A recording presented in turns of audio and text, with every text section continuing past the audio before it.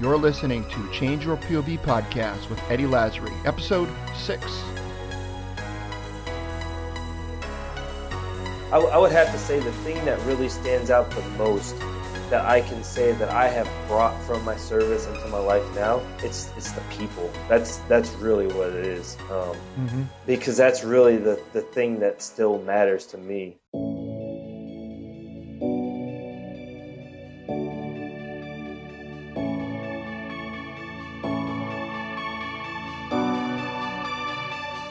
Welcome to Change Your POV podcast, helping you navigate transitions in your life, like entering and exiting college or the military, changing jobs or careers, and providing you with the coaching and mentorship needed to help you advance in your personal or professional life.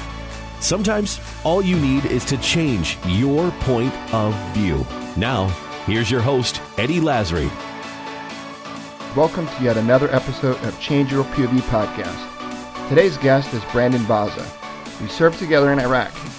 And in this episode, Brandon shares with us his story of struggle and what he's done to finally ask for help. I hope you enjoy this interview with Brandon, so let's jump right in and get to the interview in progress.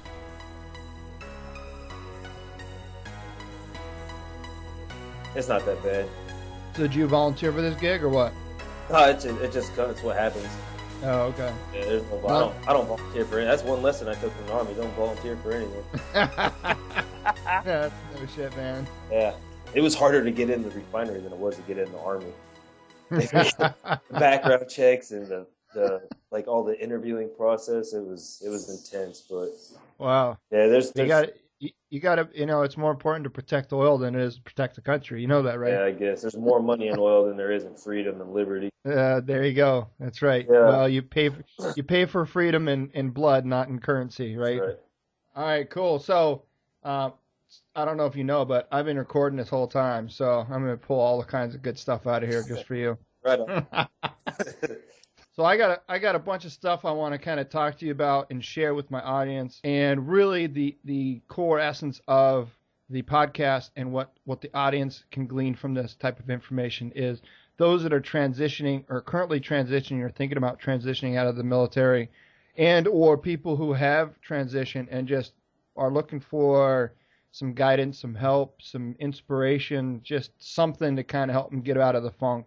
And you and I both know that there's a lot of, tragedy around the military community in terms of PTSD. For those of you that may not know, that's post-traumatic stress disorder, and that can come in a variety of different venues, right, and different mediums, from, psychological to physical to you name it. And Baza, you've been successful in your career post-military, and so that's an inspiration piece that I wanted to kind of share with everybody. Kind of I want you to talk about, what you're doing now, kind of what you did, in the Army, what kind of led you to the career that you've got now, and just, whatever you want to share with the audience, I would love to capture. And so before we get too far down the road, why don't you introduce yourself and tell the audience kind of who you are and what you're about? Yeah, my name is Brandon Baza. I enlisted not long after high school. I graduated in the summer of '99. I hung out. I roofed a lot when I was in high school because it was it wasn't easy physically, but it was an easy job, and I got paid under the table, and I could make, sometimes up to, $1,000 in like 4 or 5 days. And so I would work for 4 days and get paid, and then I would just take like a week and a half off until the money ran out. And then, nice. Yeah, that cycle just went on, probably starting as soon as I started driving, probably like my sophomore year. I did roofing for a lot of my labor when I was younger. One of the cool things about roofing was like I couldn't really get fired, and I could just quit. And that was what I would do. I would just quit. I'd get in argument. This guy that I worked for, his name was Dan. But me and him wouldn't see eye to eye on a job or whatever. And I'd just be like, man, fuck you, I quit. And I'd just walk away. And then, like a week later, because trying to find decent roofers is not easy in my little town. Yeah. So then like a week later, I'd hit him up. Hey, Dan, you got any work? Yeah, man, come on, meet me on the job. So it was this whole cycle that just went on for like 3 years, Yeah. And so it came to the point, the recruiters harassed me a ton when I was young. Always calling early Saturday mornings, they would be at the high schools in the hallway, and they would have like, the table. Hey, do 5 push-ups and you get a water bottle. And I just walk by and knock all the water bottles off the table. And so the 2 dudes, it was 2 E6s. One was a tanker and one was, I want to say he was a fueler. And so they knew me by name and by face just from our interactions. And so when I walked in, I just made the decision. I was like, it wasn't for college money, or it wasn't for necessarily, like patriotism, or I felt it was my duty. I looked at the Army as a free ticket out of town, and to do something that I couldn't quit. I mean, there's, guys come in and wash out and you can quit the military, but it was just one of those things where I just decided if I was going to do it, I was going to do it, and I did. And I initially was meeting with the Marine recruiter because that was just the dude. He happened to be everybody was at lunch one day. The day I decided to go down and talk to him, everybody was at lunch except for the Marine recruiter. And in my town, all 4 branches were in this little tiny strip mall right next to each other. So literally like all 4 doors are within like 20 feet of each other. Right. And so I mean, it's hard to walk down that strip mall and you got the Marine guys out there like, come slay a dragon with an NCO sword, right?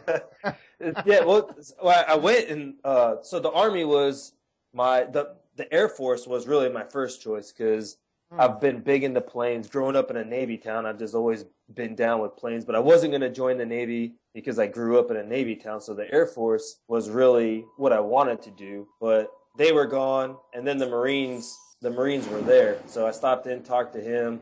I got pretty pumped. I was in my mind going to be infantryman for the Marines. And so I met with him like 2 other times. And the final time before we really were supposed to meet and start doing paperwork, and I think he was going to take me down to maybe do my ASVAB or something. I was supposed to come in and meet him. Well, he was still out at lunch. The Army guy wasn't. And so I'm standing outside the door for the Marine guy waiting for him. The Army guy walks up and he's this white guy. I can't even remember his name, but it was the tanker one. And he was probably like 6'2", just this really looked like a basketball player with a high and tight, Yeah. And so he was in his woodland camos that we used to wear back in the day.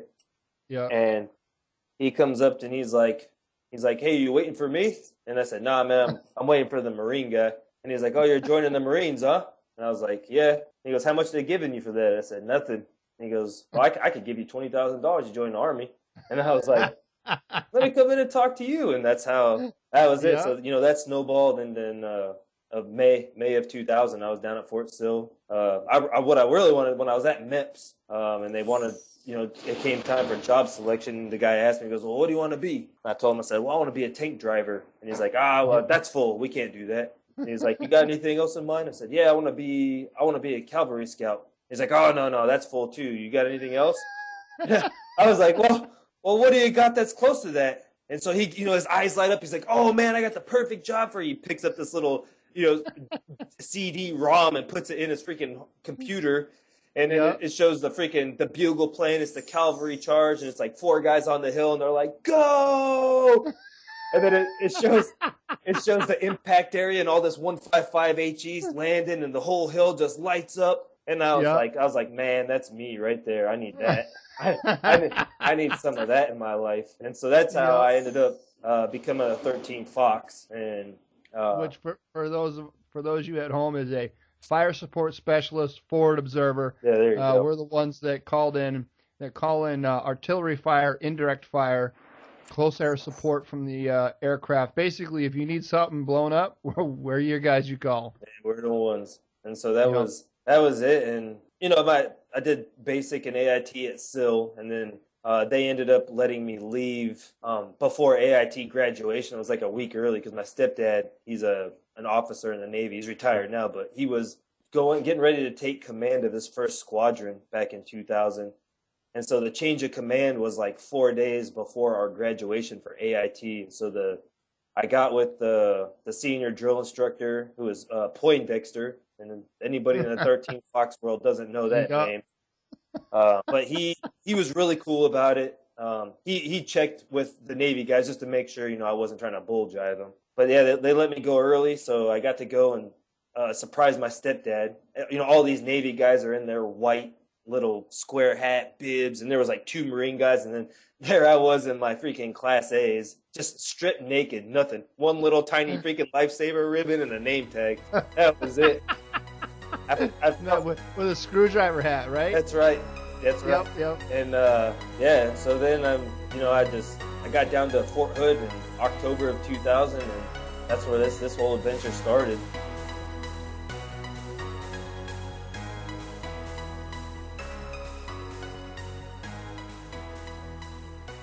Just rode it out. I rode out my 5 years. We deployed.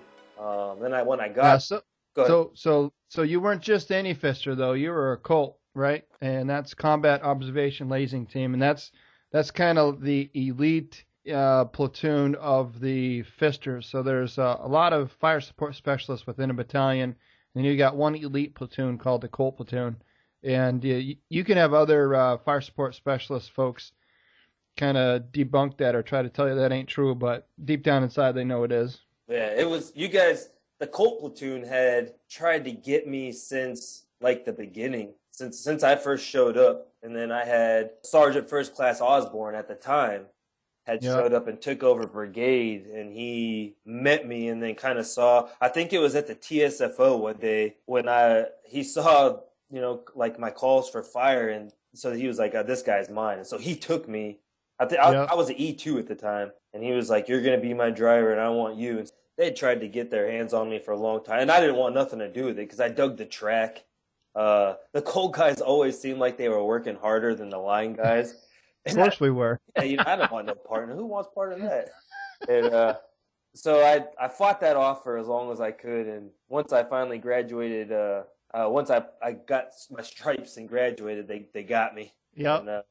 So that was how that whole deal started, and it was the Colt guys was probably one of the best things that could have happened to me, because when we got attached to the BRT, I met some of the probably some of the baddest dudes you'll meet in the regular Army. So tell me about kind of what were you thinking when we were finally you were a sergeant at the time, you had some guys under you, and we were getting ready to go to the show. What was running through your head? Nothing really. When September 11th happened, I knew. I remember because it happened. We had just finished morning PT. I was down. I was in the chow hall actually when the first plane struck. I didn't even know. The TVs weren't on down there at the time, but I came upstairs and the guy at the CQ desk told me. No, it wasn't even that. I got in because I was rooming with Corporal Curry. Remember the training room NCO? Oh yeah. Yeah. And he told me that, he said, oh man, there was a plane. He didn't even tell me it's a commercial thing. He just, when he initially told me, I thought it was like a little prop plane. He said, oh man, a plane flew into the trade center and they're saying it's a terrorist attack. And I was just like, man, how do you fly a plane in the trade center? So I got, I showered, I got dressed. And right when I was walking downstairs for morning formation, the CQ desk had a little TV right there, and they had the news feed on. And I saw when the second plane impacted. I saw that happen live, and it was right then I knew it was game on. Game on, huh? Yeah, yep. It wasn't going to be a matter of if, it was just when. And I don't know if you remember they put us on lockdown. They gave us weapons and magazines, and we were just kind of patrolling that whole day. Remember that? Yeah. Oh yeah. Well, I lived off post, and nobody could get on or off post, so I was stuck on post for 2 days. I had to call my wife, and my wife actually that day was her first, was supposed to be her first prenatal appointment because she was pregnant with our daughter Hannah. So she was supposed to come in post to Darnell for her prenatal appointment, but that got canceled. Nobody on or off post. They told everybody to go grab their crap and their Kevlars and whatever and put it on. Of course, all my stuff was at home, so I couldn't do that. But yeah, they opened up the arms room, got everybody loaded out, man. I remember that.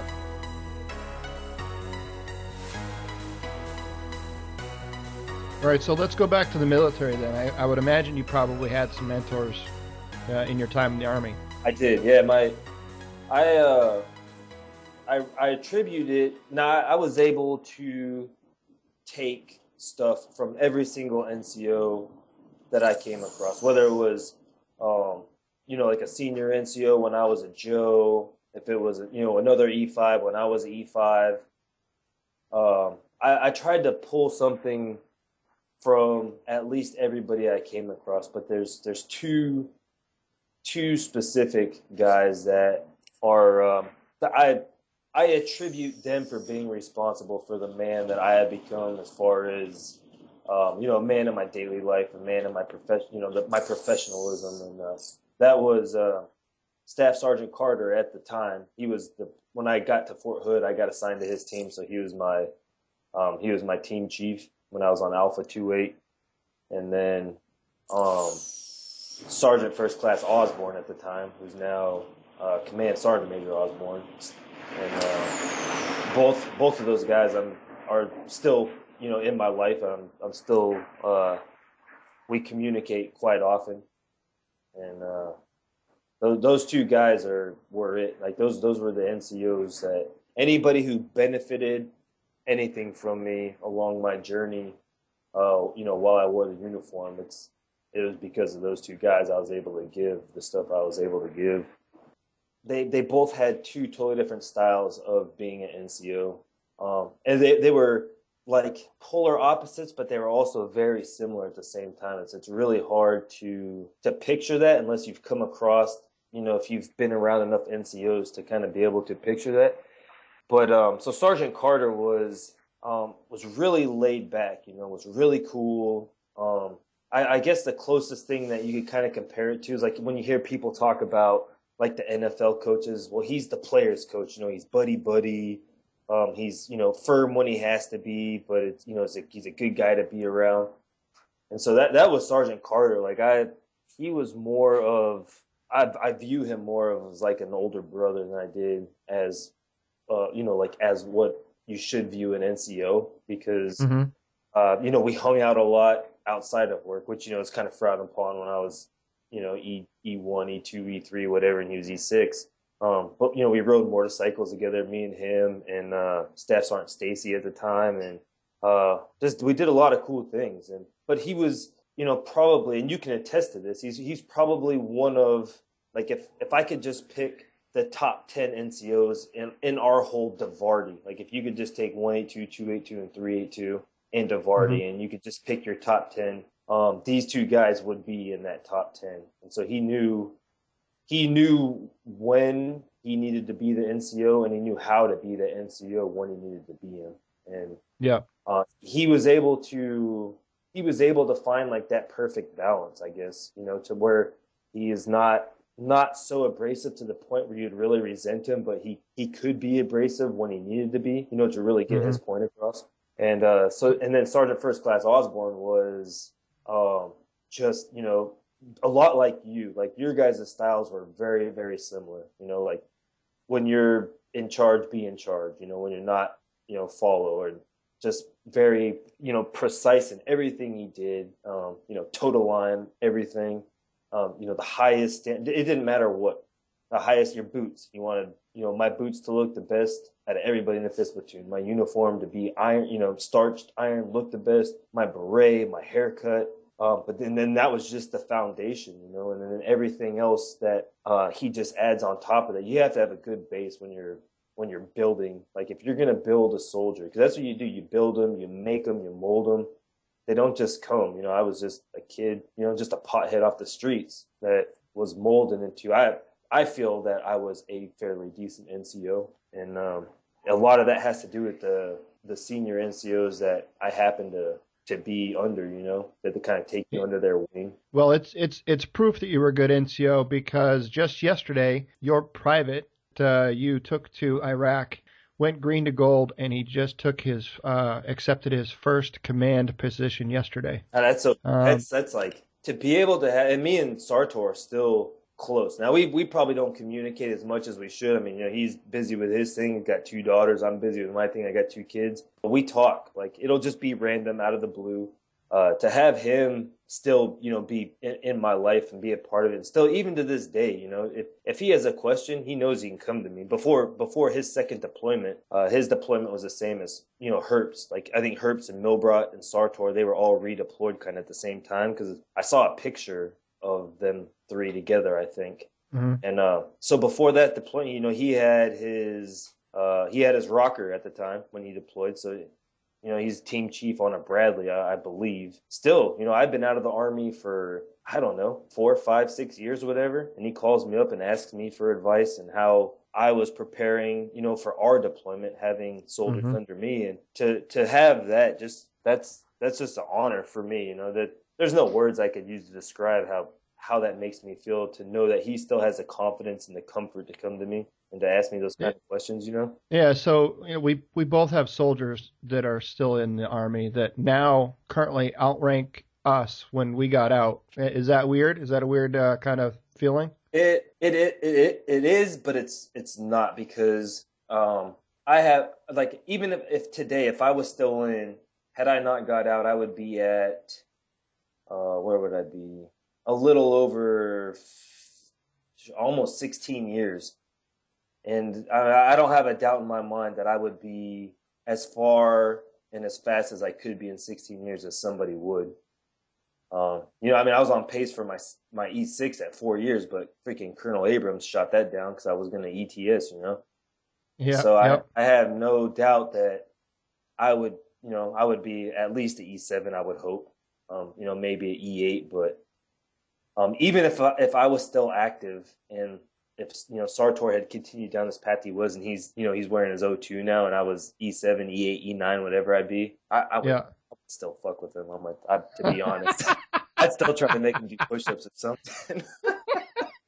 Because I think a lot of it has to do with, like, the way that you grow with the people, like, at that time, Yeah.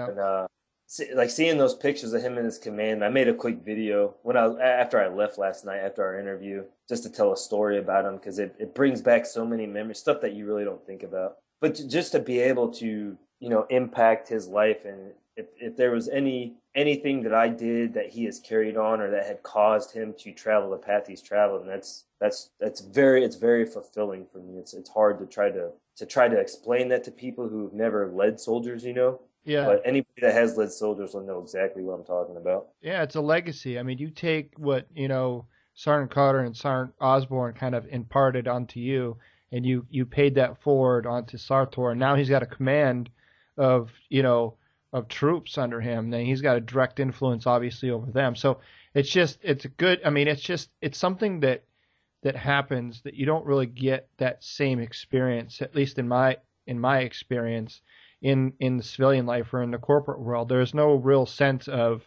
I don't know, passing down a lineage kind of a thing, or that type of camaraderie that you have amongst your brothers. And I mean, to be in the military with your brothers is one thing, but to go and experience combat and bleed together and cry together, and I'll be the first to admit it. I mean, there was a lot of very emotional days over there, man, and it was just some very, very tough days. You just wish you could just crawl into a hole and just forget about. But as hard as those days were, you still had to ruck up, and you still had to grab your gear, head out the door, hop in your truck, and go out for another mission, and try to compartmentalize all those feelings while you're out on the mission, because you can't let those feelings kind of consume you, because then it compromises your readiness and your ability to react, and then the lives of your guys are at stake. So to experience that together, it just brings that relationship all together more closer than it was just being in the military, and you just don't find, or can't, at least I can't really find that outside the military, unless I have an opportunity to talk with you or some of the other guys that we served with. But like you said, everybody's busy. Everybody lives in different parts of the country. They have their own thing going on. So it's good to catch up and talk, but you just don't have that same sense and that same relationship. So, for those people that are serving in the military today, you might think that, you're hating life and everything sucks and all you want to do is get out because the grass is greener on the other side. I'll tell you, it's not always greener. And be thankful for what you have.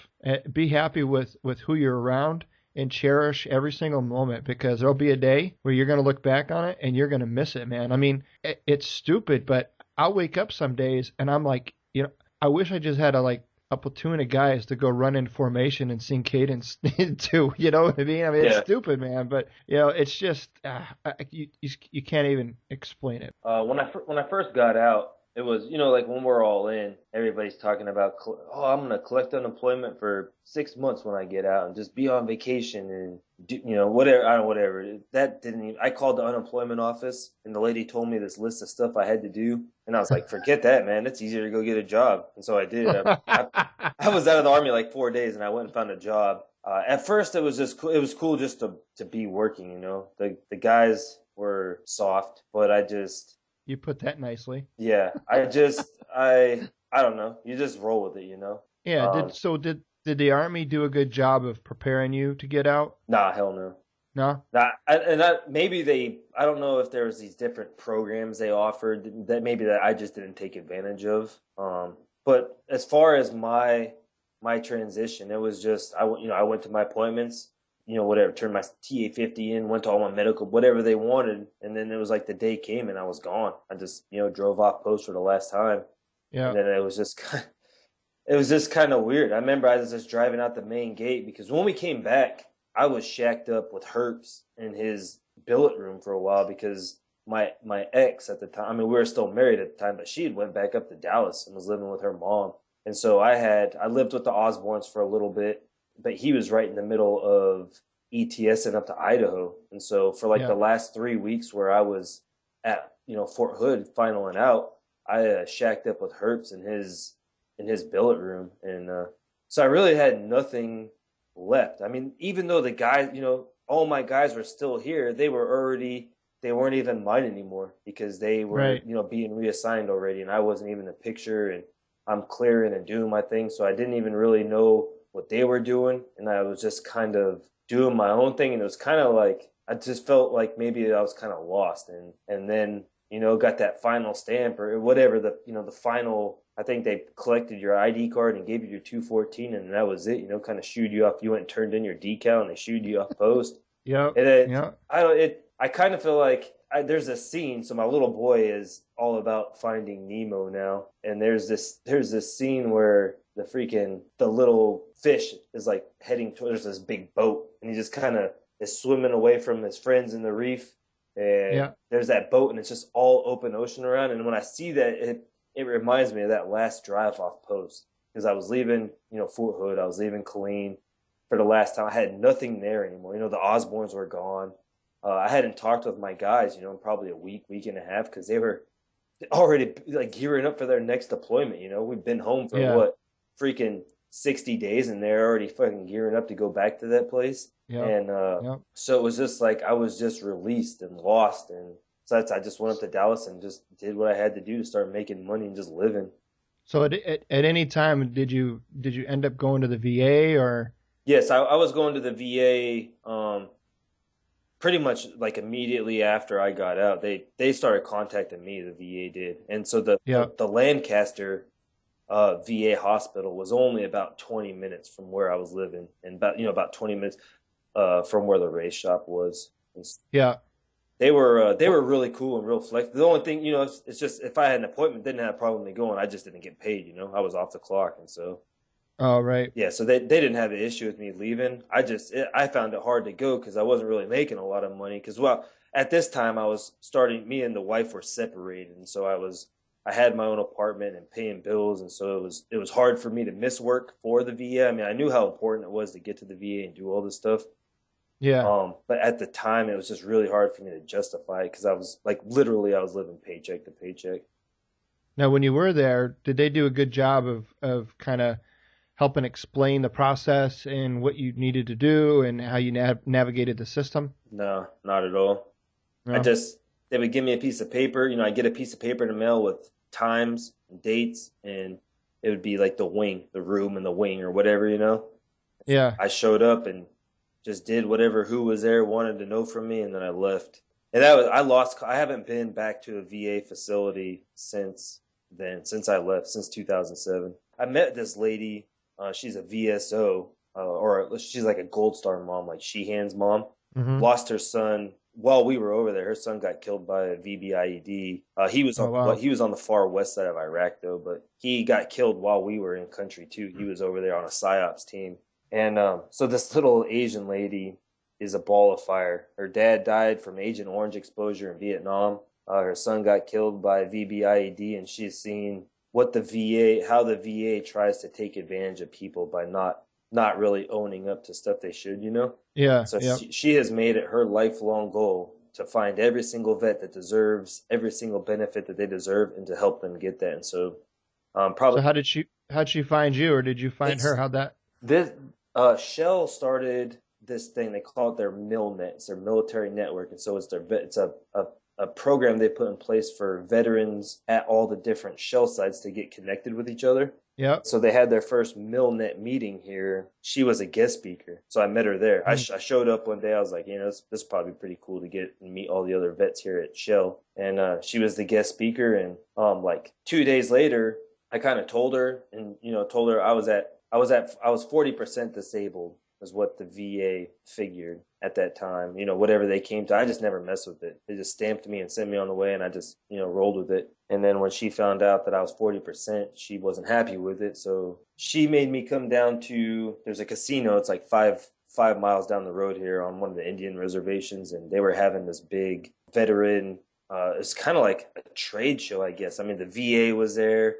All the different legions were there. And so it was just like this convention with all these different people. And she was working down there. So she told me to get every single piece of paperwork I had, round it up, and then come see her. And I did. And she put this whole thing together and has been working on my case for so they bumped it up to I'm 60% disabled now in their eyes. I don't feel like I'm 60%. I mean, if they want to say I'm 60%, by all means. She says that she's not going to stop till I'm 100. So I don't know how that's going to work. We'll see. She says that anybody that served over in Iraq and Afghanistan, that they should fight their tail off to get that 100% rating. So she's on her own warpath. I let her do her thing. What was your biggest challenge transitioning out of the military into civilian life? Structure, probably. Structure and routine. Everything you cursed at while you were in? Yeah, pretty much. And it's still that is still like is the foundation of my life is routine. I'm a very intense creature of habit. I've been able to wander outside of that comfort zone, here, within the last year without really, having adverse effects. If something threw me off my normal schedule, I mean, that was it. You just find ways to deal with the stuff, the stuff that we deal with, and the structure and the schedule was what kept me going. And, I've met some new people and got some new stuff in my life to where that structure doesn't need to be so structured for me to be able to maintain my bearings anymore. Yep. It's a lot better. I mean, but that's what worked for me. And it was what was able to kind of keep me, walking my line for a day. Right. My wife just put up with it.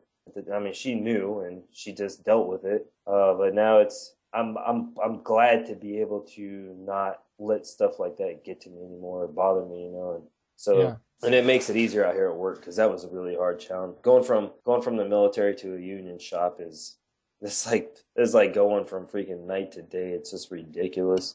And so, what advice would you give young go-getter soldiers coming out of the military? What would be some things that you would say or suggest to them or tell them that they should consider to give them the greatest chance of success?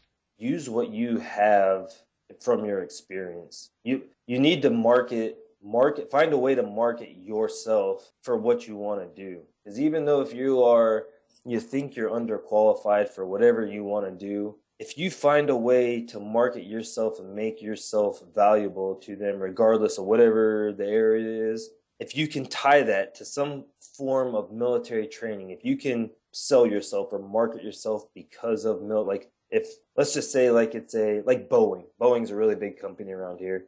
Like even if you were just like a fueler, you ran a refuel truck, that was it. I'm not going to be able to qualify for anything in the civilian world. I ran a fuel truck.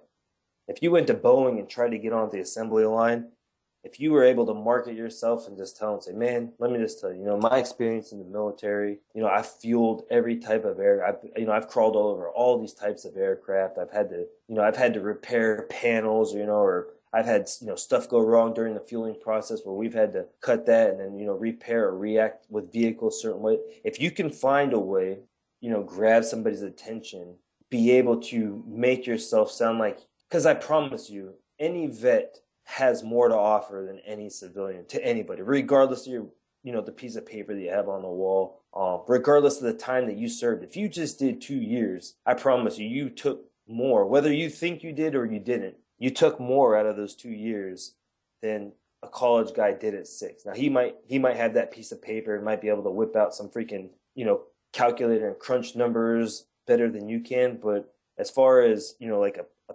personal, manpower, problem solving, situational preparedness, that I would pick a soldier over any civilian any day. And so that I'd find a way to make yourself useful to them. If you just get somebody's ear, just go in and be prepared and just tell them why, that was probably my biggest thing. Once I moved up here, I had to try to find another job, and I went to a couple different interviews, and the guys were just like, well, you're too qualified for this. And I was like, well, I just need to make some money.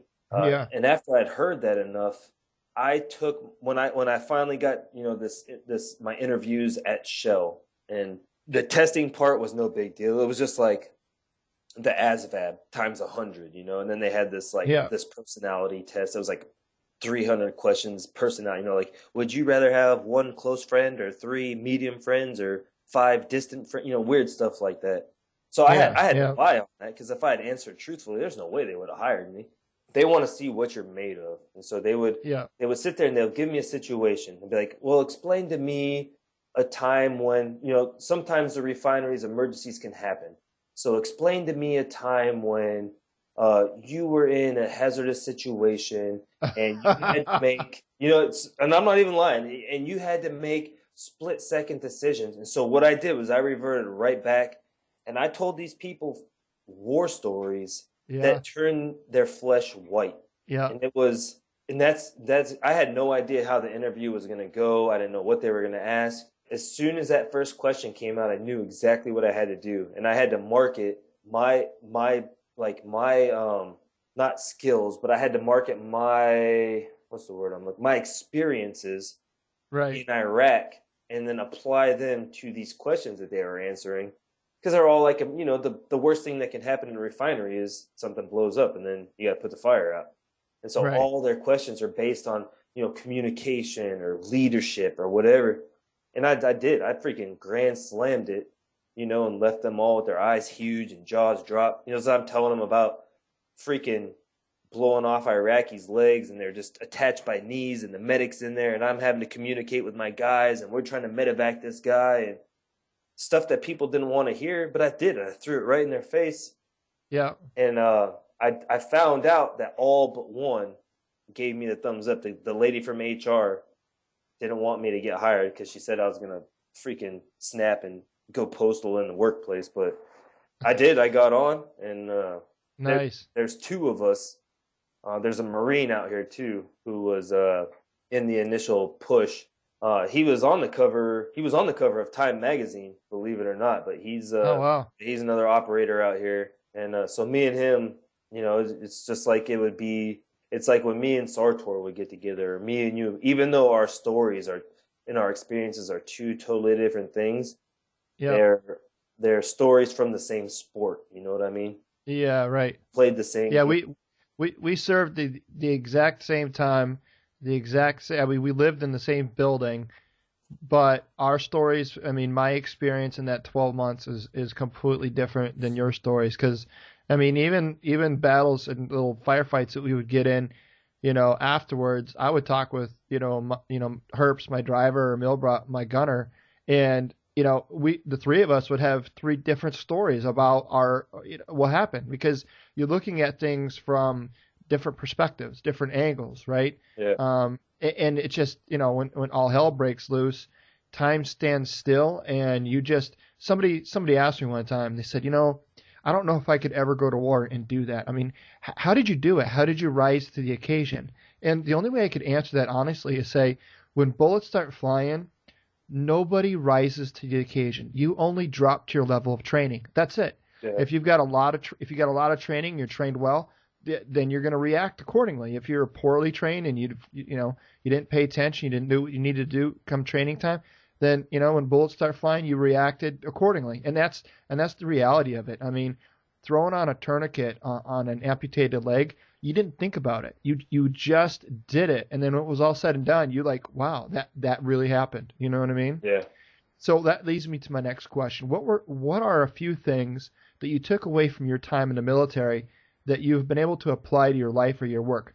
I would have to say I don't really apply anything to my day job out here at the refinery, and it's I did for the longest time.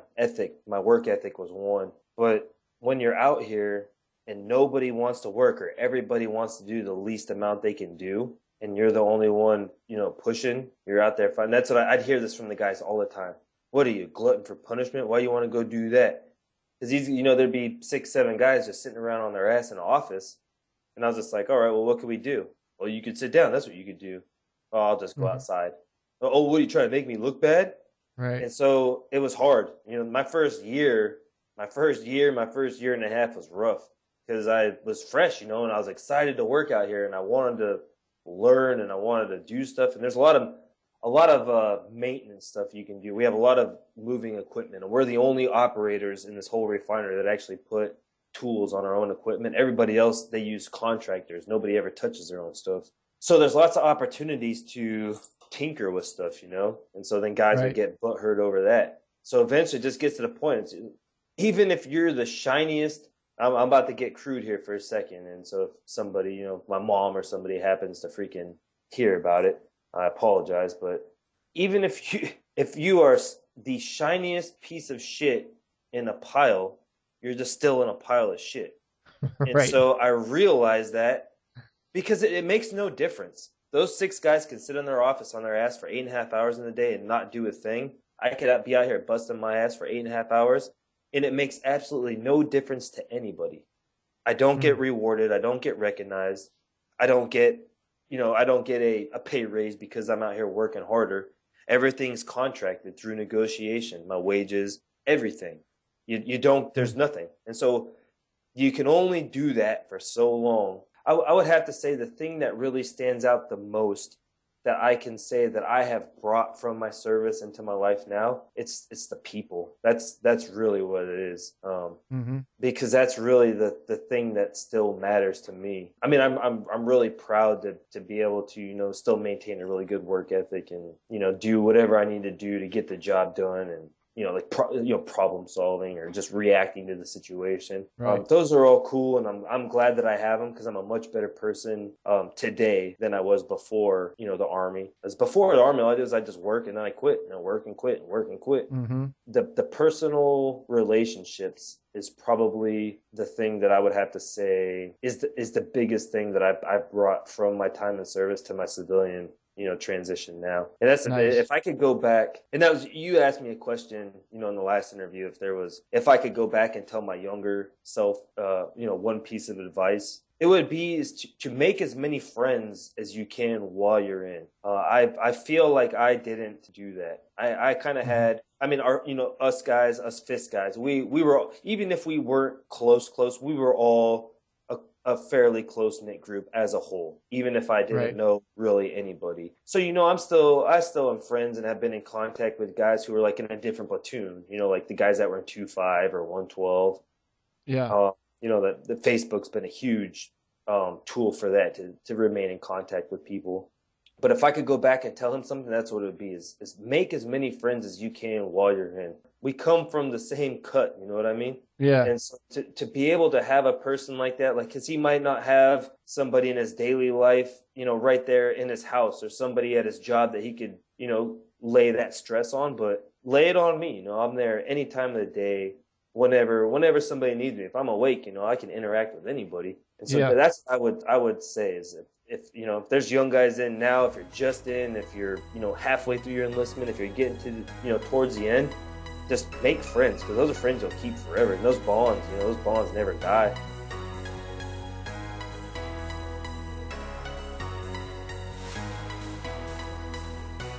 So now I'm going to get into some rapid fire questions. Are you ready? Yeah, let's do it.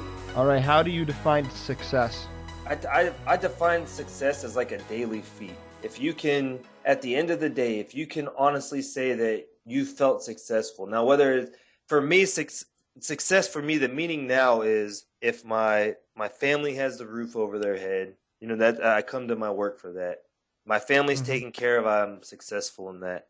Being there for a vet. If, one of my buddies, somebody new reaches out to me, that's successful. If I can reach just one person to help them in any way, like the new nutritional stuff I've been in, if I can just reach one person and it helps them in, just one aspect of their life, then I feel like I've been successful for that day.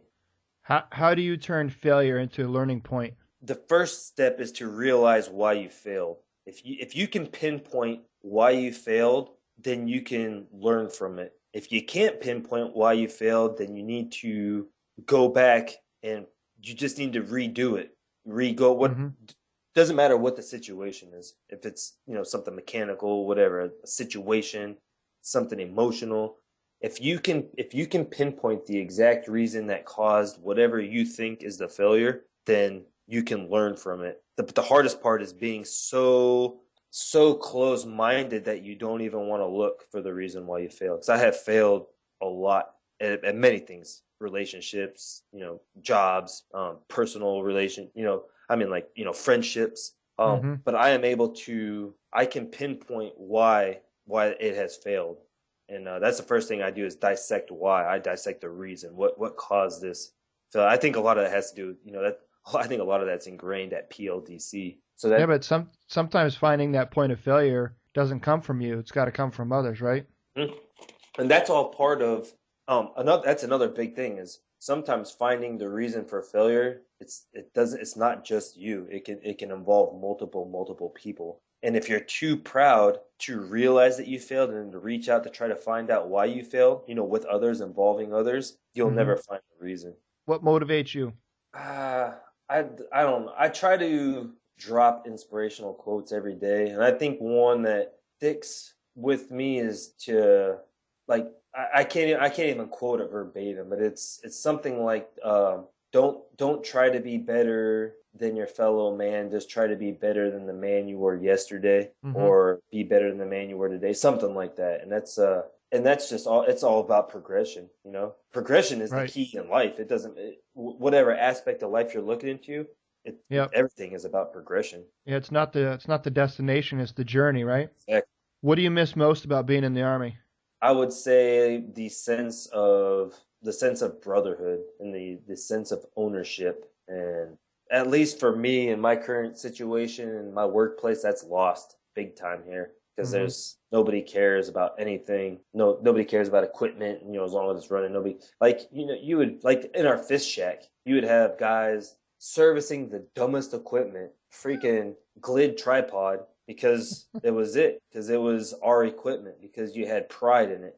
Even if you were the driver and that was, let's say that was an RTO's piece of equipment, if you saw it was dirty or you saw it was messed up, then you would take the initiative and you would clean it. And that has been lost a lot. At least here at my job site that I'm at, I don't witness that hardly ever anymore. So what's the legacy or the footprint or the DNA that you left in the Army?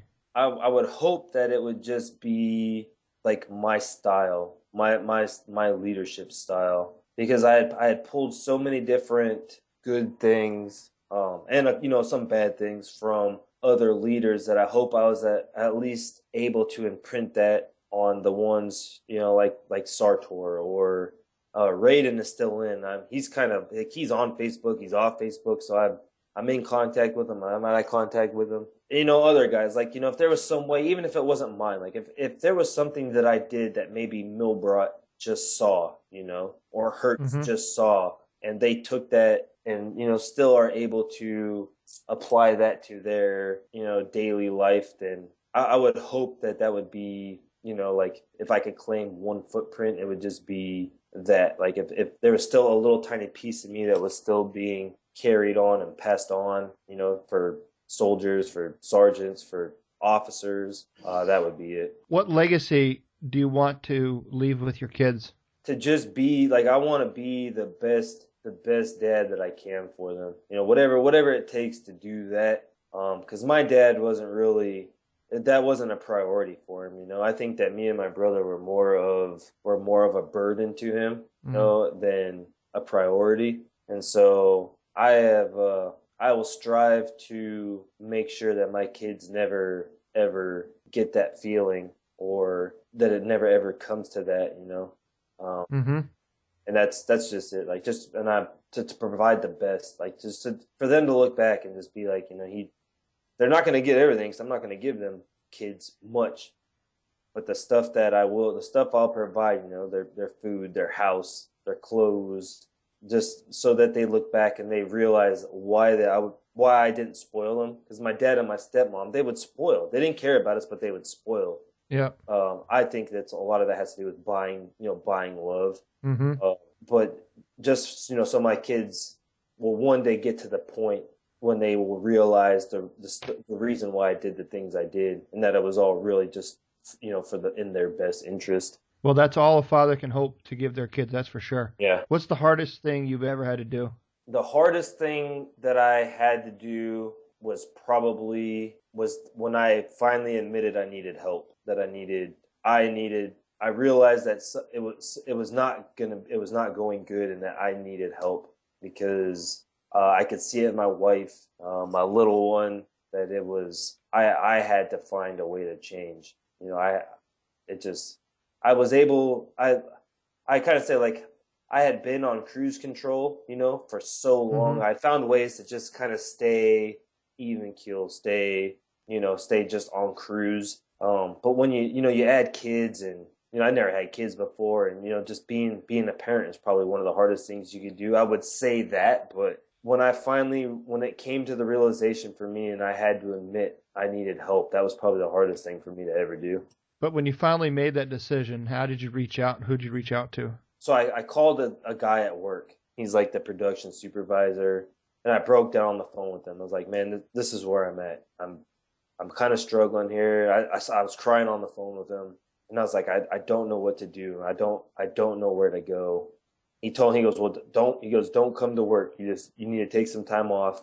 I don't want you out here if you aren't mentally sound. This is a dangerous environment, Mm-hmm. And he says, whatever you need from me. He says, he goes, you need to call your doctor, whoever, the doctor that you normally see, call them and tell them, and then go from there. And he goes, anything that you need from us, from us as a company, then, you have our support. And so I did it. This was early this last summer, like April, May timeframe. Mm-hmm. And there was just so many factors at play that finally it all just kind of collapsed. Everything that I just stored inside of me, and all the new stuff that was in my life that was happening, that I finally had stacked that last box high enough to where the whole pile just fell over. Mm. And, like just putting those little boxes inside you just stash, put that stuff inside and forget about it. Yeah. And I finally stacked it high enough it fell over. My mom was really worried. So I met with my PA, and she had a list of names of people. And it just turns out that the top lady, the one that she was hoping I could get in to see, was in my network for my insurance. So I met with her. I was out of work for almost 6 weeks, and I met with her twice a day for the Monday through Friday for the entire 6 weeks. And did that help? Did. I think that the reason why it helped was you have to be ready, or you have to be willing to want it to work. You know what I mean? Yeah. That lady initially that I met with at the VA that we had talked about in the other interview, she probably could have helped, but I wasn't going to allow her to help. You know what I mean? Mm-hmm. The best piece of advice that I could give somebody is find the tools that help you heal. You don't need to just go off the deep end and give me all these drugs just to turn me into a zombie. You don't need to change who you are. Own up to who you are, but find tools that help you change the person that you don't want to be back into the person that you were. Mm-hmm. And what were some of those tools for you? a big thing was like outlook and gratitude. Gratitude is huge. Once you realize the things in your life that you should be grateful for, that you don't, that you take for granted, it will change your outlook completely on life. So tell me about your rock. Oh, my gratitude rock? Yeah. Yeah, that's so that was, she gave me this book. It's called The Magic. She made me watch this movie called The Secret. It was on Netflix at the time, or it was on YouTube. I found it on YouTube. Was it called The Secret? Yeah, The Secret. Okay. And it's about the law of attraction. And so it's basically this thoughts and feelings. It's like attracts like. So if you're thinking positive things come your way. If you're thinking negative things come your way. So she told me, she said, if just watch this with an open mind, and then we'll discuss it on our next thing. And I watched it, and it was interesting. So I was like, all right. Mm-hmm. So she asked me how it was. What'd you think of it? And I was, it was cool. It was a cool book. So she's like, all right, well, I have another exercise for you. And she gave me a book and a journal. And Well, what was the name of the book? the book is called The Magic.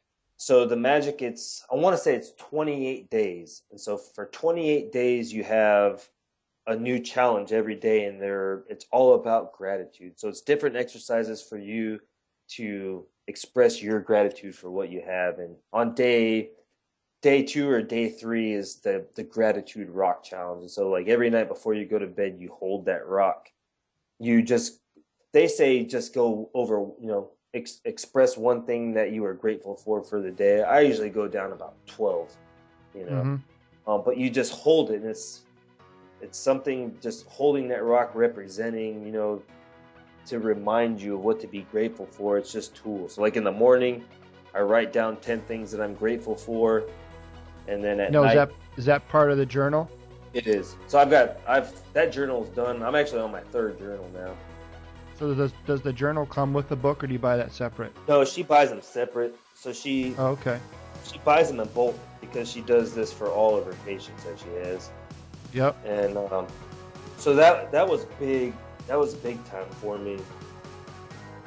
All right, everyone. I'm gonna stop it for now. Brandon and I talked for much longer into this episode, and there's just so much great information here that I wanted to share with you. I just couldn't find a way to chop it all down into one 60-minute session. So what I'm going to do instead is I'm going to wrap things up with Brandon for next week's episode. So I look forward to having you back next week to hear the conclusion of Brandon Boz's story. I appreciate you stopping by and checking this out. You can find all the show notes for this episode at changeyourpov.com/episode 6. Never miss an episode. Hit subscribe on your podcast player of choice. We have a lot more great content headed your way. And if you'd want to reach out to me, I'd love to hear from you. You can email me at eddie@changeyourpov.com. Also, I would greatly appreciate it if you could stop on over to iTunes and subscribe, give the podcast a rating, and provide me with an honest review. It's information that I gather from you and your feedback that is what helps me provide content that you're looking for in this podcast. All right, that's it for now. Until next time.